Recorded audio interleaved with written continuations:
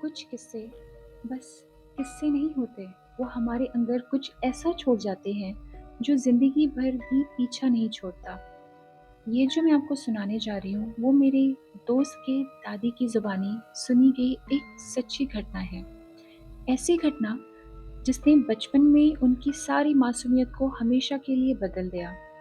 तो मेरी दोस्त कहती है, मेरी दादी का बचपन उत्तर भारत के एक छोटे से गांव में बीता था। उनका मायका काफी बड़ा था, जमीन जायदाद वाले लोग थे।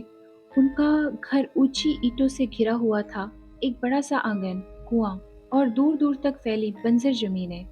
दादी बताती थी कि उनके दादाजी बहुत सख्त मिजाज के थे, लेकिन खाने पीने के बेहद शौकीन थे। मांस मछली के बिना जैसे उनका दिन ही अधूरा लगता था। खासकर पूर्णिमासी की रातों में जब चांद पूरा होता था, तो उनका शौक और भी जग जाता था।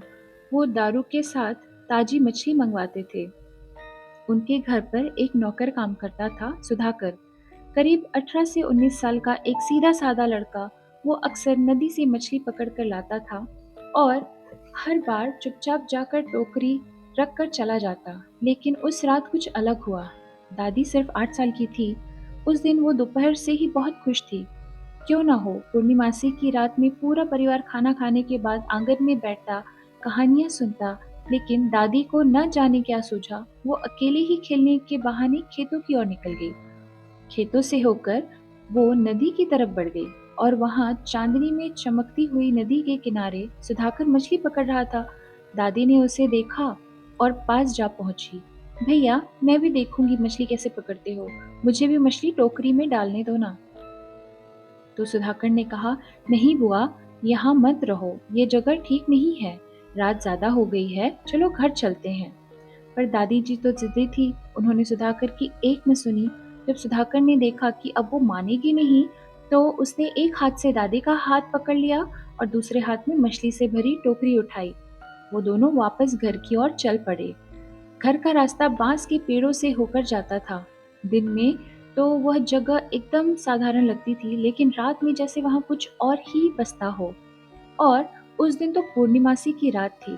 चारों ओर गहरा सन्नाटा था, सिर्फ चांद की रोशनी और दूर कुत्तों के भौंकने की आवाज।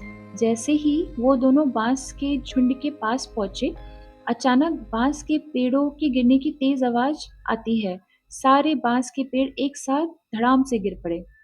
चारों तरफ रेत उड़ने लगी, जैसे आकाश से कोई अदृश्य रेत की बारिश हो रही हो। और फिर सन्नाटे में एक औरत की चीख गूंजी। ऐसा लगा जैसे किसी की आत्मा बिलख रही हो। दादी बहुत डर गई थी और उन्होंने कहा, भैया ये क्या हो रहा है। तब सुधाकर भी बहुत डर चुके थे और उन्होंने कहा, कुछ मत बोलो, आंख बंद करो, बजरंगबली का जय बोलो। फिर दादी ने देखा एक लंबा काला साया उनके पीछे पीछे चल रहा था। उसका कोई चेहरा नहीं था, बस एक परछाई जो जमीन पर खिसकती आ रही थी। सुधाकर ने तुरंत टोकरी में से कुछ मछलियां निकाली और पीछे फेंक दी। और जैसे ही वो मछली जमीन पर गिरी, वो साया रुक गया। फिर जैसे किसी ने प्ले बटन दबा दिया हो, सब कुछ वापस सामान्य हो गया। बांस के पेड़ धीरे धीरे खड़े हो गए, हवा थम गई और सन्नाटा लौट आया। दादी डर के मारे सुधाकर से चिपक गई थी। वो दोनों भागते हुए घर पहुंचे। बाद में दादी को पता चला कि नदी के पास ही थोड़ी दूर पर एक पुराना शमशान घाट था। गांव वालों का कहना था, जो भी पूर्णमासी की रात वहां मछली पकड़ने जाता है, उसे अपनी टोकरी में से कुछ मछलियां आत्माओं को चढ़ावे में देनी होती है, वरना आत्माएं उनका पीछा नहीं छोड़ती।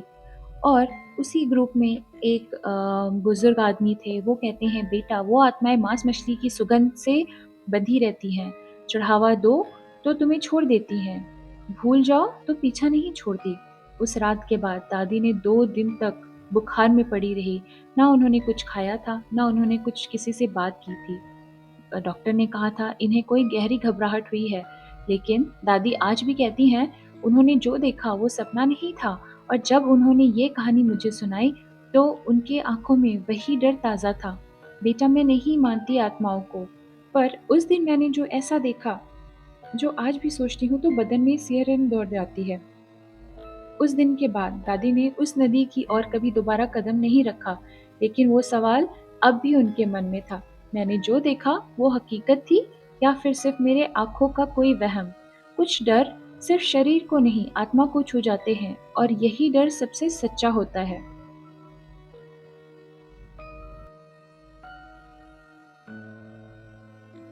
कहानी वहीं खत्म नहीं हुई थी, क्योंकि जहाँ डर छूटता है, वहाँ साया शुरू होता है। दादी ने उस रात जो देखा, जो महसूस किया, उसका असर सिर्फ उनके बचपन तक सीमित नहीं था। कई साल बाद वो डर फिर से लौटा, लेकिन इस बार वो अकेली नहीं थी। शादी के बाद दादी एक दूसरे गांव में चली गई थी। समय के साथ वो डर जैसे पीछे छूट गया था। लेकिन एक दिन उनकी बड़ी भाभी की तबीयत बहुत खराब हो गई। वैद्य जी ने कहा, इन पर किसी का साया है, किसी पुराने डर का असर। भाभी बार बार बड़बड़ाती, टोकरी दो, मछली चाहिए, पूर्णिमा आ रही है। ये शब्द सुनते ही दादी का कलेजा कांप गया। उनके दिमाग में बांस का जंगल, चीख और वो काली परछाई सब ताजा हो गए। ऐसे लगा जैसे वो आत्मा अब वापस आ रही थी, लेकिन इस बार किसी और शरीर में। दादी ने तय किया कि उन्हें अपने पुराने गांव जाना होगा। कुछ अधूरी चीजें थी, कुछ ऐसी जिसे उन्होंने अनदेखा कर दिया था।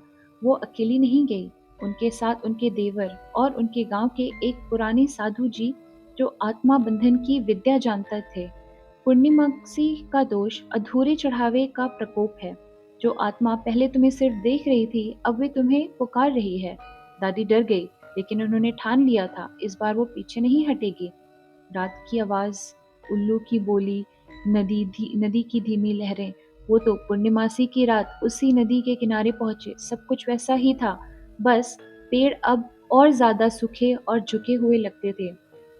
चारों ओर एक अजीब सी खामोशी थी, जैसे हवा भी डर रही हो।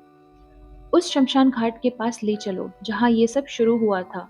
वो तीनों शमशान की ओर बढ़े, और तभी बांस के पेड़ों से वही आवाज आई, सरसराहट, रेत की बारिश, और एक बार फिर से वो परछाई सामने आ खड़ी हुई।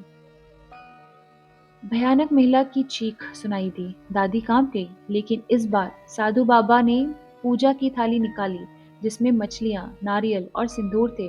उन्होंने मंत्र पढ़ा और कहा, जो अधूरा था आज पूरा हो रहा है। जैसे जैसे पूजा आगे बढ़ती गई, वो साया और साफ दिखाई देने लगा। अब उसकी आकृति एक औरत की थी, फटी हुई साड़ी, उलझे बाल, और उसकी आंखों से लूह जैसे बह रहा था। और तभी दादी ने उसे पहचान लिया। वो वही औरत थी जिसे उनके दादाजी ने सालों पहले खेत में से भगाया था। कहा जाता था वो मानसिक रूप से बीमार थी और एक बार दारू पीते हुए कुछ चुरा ले गई। लेकिन किसी ने नहीं बताया कि गांव वालों ने उसे पीट पीट कर नदी में फेंक दिया था। और उसी दिन से पूर्णिमासी की रातें डरावनी बन गई थी। ये उसकी आत्मा है जिसे इंसाफ नहीं मिला, न चढ़ावा न माफी। दादी ने कांपते हाथों से पूजा की थाली उठाई और नदी में प्रवाहित की। फिर जमीन पर सिर झुकाया और कहा, तू जो भी थी, माफ कर। कुछ ही पल में हवा थम गई, परछाई हवा में घुल गई, और उस रात के बाद दादी के भाभी की तबीयत धीरे धीरे ठीक होने लगी, जैसे किसी ने उन पर बोझ हटा दिया हो। अब समझ आया, हर डर हमेशा नुकसान नहीं पहुंचाता। कभी कभी वो इंसाफ मांगते हैं। एक अधूरी आत्मा की पुकार, एक छुप रह गई सच्चाई की आवाज बन जाती है। पूर्णिमा की रातें अब भी आती हैं, लेकिन अब वहाँ कोई परछाई नहीं दिखती, क्योंकि जब किसी की अधूरी आत्मा को शांति मिलती है, तो डर खुद सुकून में बदल जाता है।